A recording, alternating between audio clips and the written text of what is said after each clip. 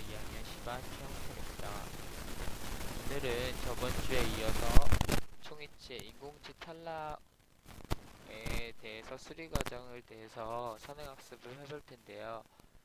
이번 주도 교수님의 먼저 강의를 듣고 나서 제가 한번 동영상을 촬영해 보겠습니다. 일단 인공지의 탈락과 그리고 파절 원인에 대해서 알아볼 텐데요.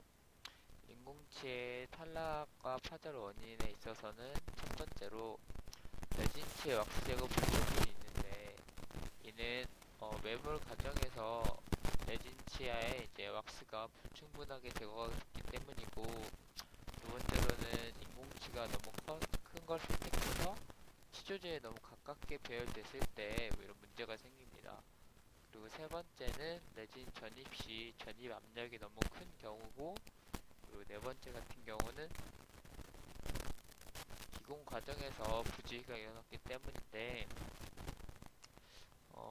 그리고 이제 다섯 번째는 환자의 부주의인데, 환자의 부주의에는 사용하면서 이게 떨어뜨린다거나 아니면 어디 부딪혀서 깨진다거나 하는 등의 부주의로 인해서 이제 인공치에 탈락이 되거나 파절이 되거나 아니면 빠지거나 크랙이 가거나 하는 이런 여러 가지 형태로 이제 문제가 생기게 됩니다. 그럴 경우에는 이런 다섯 가지 원인 외에도 이런 다양한 원인들이 존재할 수 있습니다. 그래서 이런 다양한 형태로 파절이 되기 때문에 저희가 이걸 가지고 이제 수리를 해야 되게 됩니다.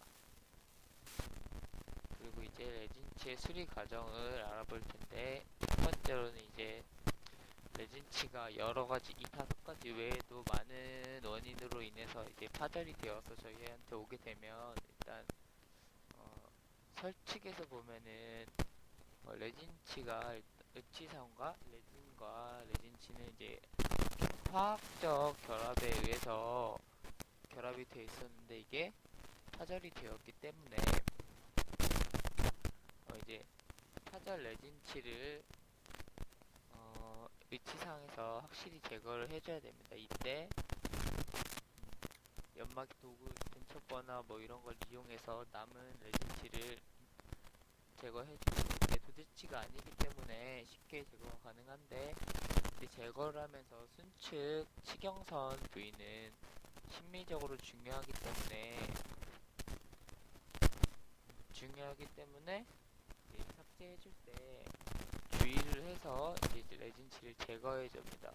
이때 순축 치경선을 다치게 할 경우에 이제 나중에 레진을 넣게 되는데, 자가중합 레진 같은 경우는 이제 레진 색이 다르기 때문에 심리적으로 가장 중요한 순축에 레진의 지상에 손상이 가게 된다면, 나중에 이제 자가중합 레진을 믹싱해서 했을 때 서로 다른 색으로 인해서 신미성이 많이 떨어질 수가 있습니다.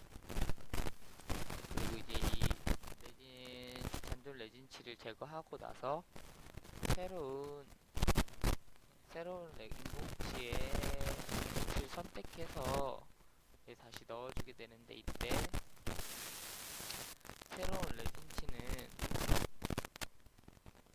탈락되기 전 인공치와 색상, 형태, 크기, 규격 등 여러 가지를 고려해서 가장 유사하고 비슷한 걸로 선택을 해줍니다. 그리고 나서 이제 그대로 넣게 되면 화학적 결합이지만 유지공을 부여해서 이제 케미컬과 메케미컬 두 가지 모두를 잡을 수 있는 형태를 부여해서 레진에 넣어주게 되면 훨씬 더 안정적으로 결합이 가능하기 때문에 라운드 뻐나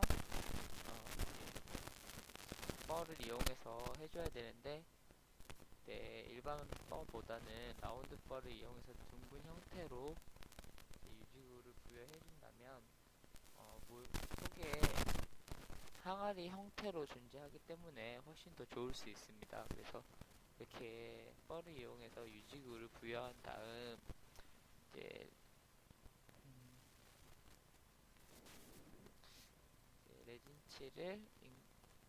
인공치를 원래 있던 파절된 인공치가 빠졌던 부위로 넣어주고, 이때 설측에서 봤을 때 이제 순측 같은 경우는 심미적으로 안 좋기 때문에 설측에서 이제 레진을 부어주게 됩니다.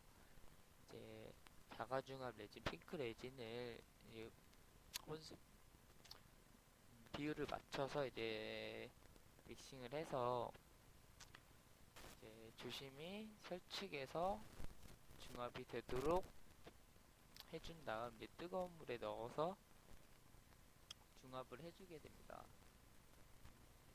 이때 뜨거운 물보다는 뜨거운 물이 간단하긴 하지만 뜨거운 물보다는 압력 하에서 중합을 하는 게 훨씬 강도나 여러 가지 물리적 특성이 좋기 때문에 뜨거운 물보다는 압력 중합으로 실시하는 게 더 좋습니다. 그리고 이제 중합이 끝난 후에는 다시 등 펄리싱 도구를 이용해서 이제 연마를 실시해줍니다. 이제 연마를 실시하고 퍼미스 등이나 이제 이런 걸 퍼미스를 다 대고 나서 이제 마지막으로 루즈를 대고 이제 다듬질 과정과 이제 연마 과정이 모두 끝나게 됩니다. 그렇게 되면 이제 인공치가 파절 및 탈락이 돼서 문제가 생겼던 부위를 이제 수리하는 과정이 끝나게 됩니다. 이때 수리 과정이 끝나게 되고, 그렇게 되면 이제 제일 중요한 건 탈락되기 전에 인공치와 탈락 후 이제 수리한 인공치가 이제 가지고 있는 원래 기능적, 심미적, 뭐 이런 발음 등의 기능을 하는 데 있어서 탈락이나 파절되기 전의 상태랑 수리 과정이 끝난 후의 상태랑 기능적으로 이런 기능들을 하는 데 있어서 문제가 없고 이제 다시 사용할 수 있게 됩니다.